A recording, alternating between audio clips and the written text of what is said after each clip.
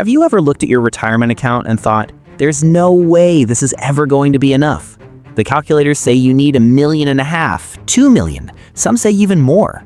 And you're sitting there with maybe 100,000, maybe 200,000, thinking you're decades away from being able to retire. Here's what those calculators aren't showing you. Right now, today, there are thousands of Americans living full, happy retirement lives on $2,500 a month, not scraping by, not eating ramen noodles in a dark apartment, actually enjoying their lives, traveling, pursuing hobbies, spending time with grandkids. And most of them have less than $300,000 in retirement savings. Some have way less. So if you've been losing sleep because your retirement account doesn't look like what the numbers say it should, I've got news for you. Those massive retirement numbers, they're based on assumptions that don't match reality for most people. And today, I'm going to show you the actual data, the real math, and the truth about what retirement costs when you're not trying to live like you're still working. Because the gap between what you think you need and what you actually need might be smaller than you realize. Hi, I'm Matt. On this channel, I break down money myths and show you real people build wealth without following the conventional playbook. And I help you make smarter money decisions based on data, not fear. If that sounds good to you, hit subscribe so you don't miss the next financial myth we're going to examine together. Let's start with why you keep hearing these massive retirement numbers. I pulled up 3 different retirement calculators. Same person, same age, same income, same savings rate. Vanguard told this person they need $1.4 million. Fidelity said $1.8 million. Schwab said $2.1 million. Same person, 3 different financial companies. $700,000 of difference in what they claim you need. Why does this happen? Because every one of these companies makes money when you invest with them.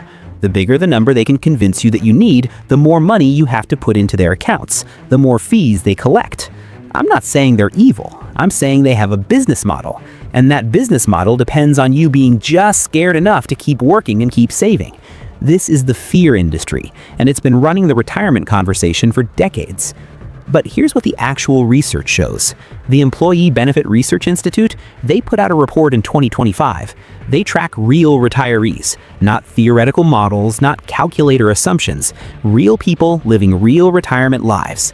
And what they found is that the median household in retirement spends about $2,800 a month. That's the household right in the middle. Half spend more, half spend less. But that middle number, $2,800 a month. Not $10,000, not $15,000, $2,800. And I want to show you what that actually looks like, because I talk to real people living this life. There's a couple in Tampa. They've been retired for 4 years. Their monthly spending averages $2,300. They own their home outright, no mortgage. Their property taxes and insurance run about $400 a month. Utilities, groceries, gas for the car, basic living expenses, another $1,400. That leaves them $400 a month for everything else. Entertainment, eating out occasionally, and here's the kicker. They travel 3 months out of the year. Not luxury travel, not 5-star hotels, but they spend a month visiting family up north every summer. They take a 2-week road trip every fall. They go somewhere warm for a few weeks in winter. They're living the retirement everyone says you need millions to afford, and they're doing it on less than $2,500 a month. Another example, I know a guy in Arizona, retired at 66, lives on about $2,600 a month. He volunteers at a local museum 3 days a week, takes photography classes, plays golf twice a month. His monthly budget breaks down like this. Housing costs, including property tax, $600. Food and basic expenses, about $900. Healthcare premiums and out-of-pocket costs, around $700. That leaves him $400 a month for hobbies and fun. Is he flying first class to Europe? No. But he told me he's happier now than he was making $75,000 a year and working 60 hours a week. And that's the point most retirement calculators completely miss. Stop for a second and think about this. When you're working, what are you actually spending money on that has nothing to do with the life you want to live? I call this the disappearing $1,500, because for most people, that's about what vanishes from your monthly budget the day you retire, and nobody talks about this. Let's break it down. Your commute. If you're driving to work 5 days a week, you're spending money on gas you won't need in retirement. You're putting wear and tear on your car that you won't need in retirement. The average American commutes about 40 minutes each way. That's an hour and 20 minutes of driving every single workday. If gas is $3.50 a gallon and your car gets 25 miles per gallon and you're commuting 25 miles each way, you're spending about $150 a month just on commuting fuel. Then there's the maintenance. Oil changes every 3 months instead of every 6 months. New tires every 2 years instead of every 4. That's another $75 to $100 a month when you average it out over the year. But here's where it gets interesting. The convenience purchases. When you're working full-time, you don't have time to cook every meal, so you're buying lunch 3 or 4 times a week. That's $12 a pop minimum. 4 times a week is $48. Times 4 weeks is almost $200 a month just on work lunches. You're buying the pre-made meals at the grocery store because you get home at 7 p.m. and you're exhausted. You're ordering delivery on Friday nights because you can't face cooking after the week you just had. When you're working 40 or 50 or 60 hours a week, you're paying a premium for speed and convenience because time is the thing you don't have. In retirement, you have time. You can cook at home. You can meal prep. You can shop the sales and clip the coupons and buy in bulk when things are cheap. That convenience tax, it disappears. Then there's what I call stress spending. When you're exhausted and overwhelmed and just trying to get through another week, you buy things to make yourself feel better. That coffee on the way to work because you need the caffeine and the 5-minute break. The online shopping that shows up at your door because clicking buy now is the only dopamine hit you got all week. The subscription services you barely use but keep paying for because canceling them takes energy you don't have. I've seen studies that estimate this kind of spending at anywhere from $200 to $500 a month for the average working person, and most people don't even realize they're doing it because it feels like small purchases, $5 here, $20 there, but it adds up. And in retirement, when you're not stressed and exhausted all the time, most of that spending just stops. Add it all up, commuting costs, convenience purchases, stress spending, the professional wardrobe you don't need anymore. For most people, that's $1,200 to $1,500 a month that simply disappears when they stop working. Which means if you were spending $5,000 a month while working, you might only need $3,500 in retirement to maintain the exact same lifestyle. And if you're willing to make a few intentional changes to how you live, you can get that number down even further. We're about halfway through this video, and if you're still here, you're already ahead of 90% of people who just accept what the retirement calculators tell them, because you're thinking critically. You're looking at real numbers instead of fear-based projections. And what I'm about to show you next is how people are building retirement income without needing a massive pile of money sitting in a brokerage account, because there are 3 income sources, and most retirement advice only focuses on one of them. Here's how most people think about retirement income. They think they need to save up this giant pile of money, and then they live off of it until they die. And if the pile isn't big enough, they run out of money and end up eating cat food in their 80s. That's the nightmare scenario every retirement calculator wants you obsessed with. But that's not how successful retirement actually works. Real retirement income comes from 3 different sources, 3 pillars. And when you understand how they work together, you realize you need way less saved than you thought. Pillar 1 is government income. For most Americans, that means Social Security. Now, the financial experts love to tell you that Social Security is just a supplement, that it won't be enough, that you can't count on it. But here are the actual numbers as of January 2026. The average monthly Social Security benefit for a retired worker is about $2,100. If you're married and both spouses worked, you're looking at somewhere between $3,500 and $4,200 a month from Social Security alone. That's not a supplement, that's a foundation. And yes, I know Social Security has funding challenges. I know the trust fund has issues. But even in the worst case scenarios that policy experts talk about, Social Security would still pay out about 75 to 80% of scheduled benefits. It's not going to zero, so stop treating it like it doesn't exist. Pillar 2 is your saved income. This is your 401k, your IRA, your regular investment accounts, the money you actually saved while you were working. And here's where the math gets interesting. If you have $200,000 saved, you don't need it to last forever. You just need it to bridge the gap between what Social Security pays and what you actually spend.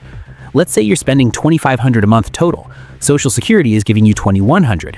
You need $400 a month from your savings. That's $4,800 a year. If you have $200,000 invested and you're pulling out $4,800 a year, that's a 2.4% withdrawal rate. Every retirement expert on the planet will tell you that's incredibly safe. You could probably sustain that for 40 or 50 years without running out of money. But the calculator told you that you needed $1 million because the calculator assumed you were living entirely off your savings and ignored Social Security completely. And then there's pillar 3. I call it income 3.0. This is not your career. This is not going back to a job you hate. This is the gig economy, the flexibility economy, the modern world where you can make money on your own terms doing something you actually enjoy. Let's say you like dogs. You could do dog walking or pet sitting through Rover or Wag. 4 or 5 hours a week, you could make $300 to $500 a month. You like driving? Uber or Lyft. You drive 8 hours a week on your own schedule, make $400 to $600 a month. You've got a spare bedroom? Rent it out on Airbnb for a few weekends a month. That's another few $100s. The point is not that you have to do any of these things. The point is that if you can bring in even $300 or $400 a month doing something you don't hate, you've just created a massive buffer in your retirement budget. And unlike your career job, this is on your terms, your schedule, your rules. When you stack all 3 pillars together, the math completely changes. You're not trying to live off a pile of money. You're building an income system, and that system doesn't require millions of dollars to work. But here's where it gets really interesting, because the biggest expense in retirement for most people isn't food, it's not utilities, it's not even healthcare, it's housing. And housing is also the expense where you have the most control. This is what I call lifestyle engineering. You're not cutting back, you're not sacrificing, you're redesigning your life to maximize what you actually care about while minimizing what you don't. Let's talk about geographic arbitrage. That's just a fancy way of saying you move somewhere cheaper. And I'm not talking about moving to some place you hate. I'm talking about the fact that the same quality of life costs radically different amounts depending on where you live. If you're retiring in California or New York or Massachusetts, your property taxes and cost of living are crushing you. But what if you move to Tennessee or Florida or Texas, states with no income tax, lower property taxes, cheaper cost of living across the board?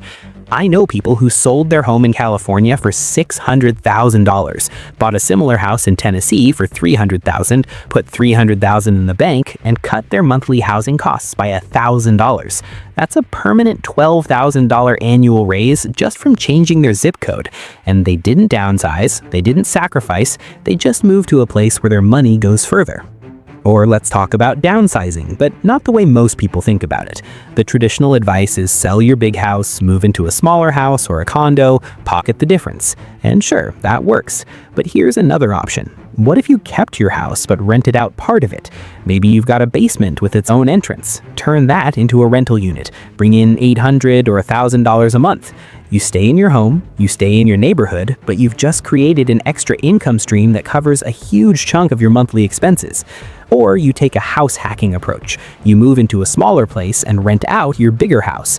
Your renters pay your mortgage and property taxes. You live somewhere cheaper. The difference goes into your pocket every month. Healthcare is the other big one. Everyone's terrified of healthcare costs in retirement. And yes, healthcare is expensive. But here's what most people don't realize. Once you hit 65 and Medicare kicks in, your costs become way more predictable. You're not going to get hit with a $50,000 surprise bill like you might with private insurance. Medicare Part B premiums in 2026 are about $175 a month per person. You add a supplemental plan for another $100 to $200 a month, depending on what you choose, you're looking at $300 to $400 a month per person for pretty comprehensive coverage. That's not cheap, but it's also not the financial disaster most people imagine. And if you stay healthy, if you take care of yourself, your actual out-of-pocket costs can be pretty minimal. The last piece of lifestyle engineering is what I call high-value, low-cost substitutions. You love going to concerts? Instead of paying $200 for arena shows, you go to free concerts in the park or local venue shows for $20. You love eating out. Instead of going to expensive restaurants twice a week, you find happy hours and early bird specials and local spots where you can get a great meal for $15 instead of $50. You love travel. You road trip instead of flying. You stay in Airbnbs instead of hotels. You travel in the off-season when everything's cheaper. You're not giving up the things you love, you're just finding smarter ways to do them. And that's what makes this sustainable, because you're not sitting at home miserable counting pennies. You're living the life you actually want. You've just engineered it to cost less. What would you do with an extra $1,000 a month if you didn't have to change anything about your lifestyle except where you lived and how you approached expenses? Write that down, because that's the question most retirement calculators never ask you. So let's put this all together into something you can actually use. Because knowing the theory is great, but what you really need is a plan. Here's your 4-step blueprint for the $2,500 retirement. Step 1. calculate your true retirement number, not what some calculator spits out, your actual number. Take your current monthly spending, subtract all the work-related costs we talked about, commute, work lunches, professional wardrobe, convenience purchases, stress spending. For most people, that's $1,200 to $1,500 that disappears.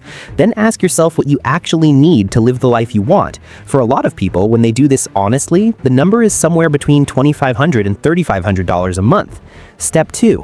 Build your 3 pillars. Figure out your Social Security number. You can check this right now on the Social Security website. Just create an account and it'll show you what you're projected to get based on your work history.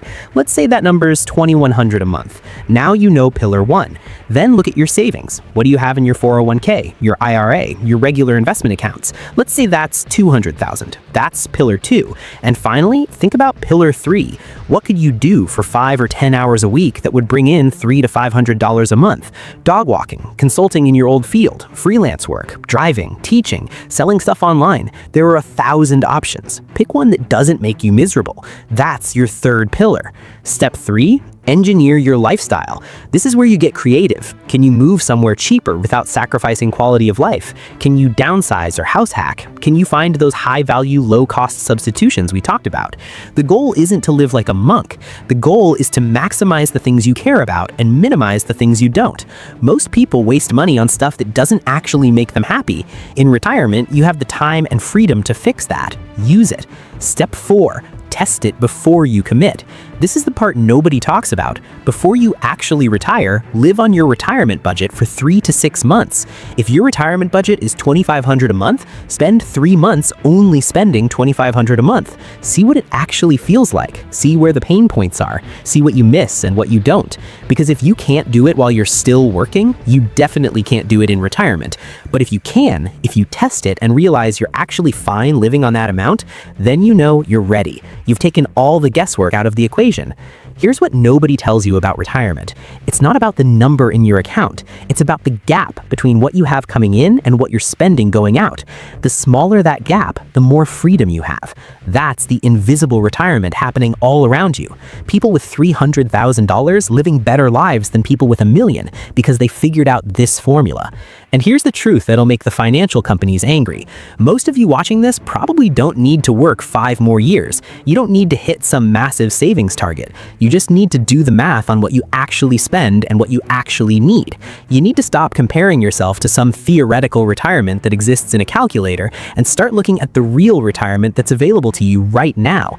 Because retirement without $1 million, it's not just possible. Thousands of people are doing it every single day. They're just not the ones getting interviewed on financial TV because broke retirees make better headlines than happy ones. So here's my question for you. What's your real number? Not the number the calculator told you, not the number your brother-in-law thinks you need.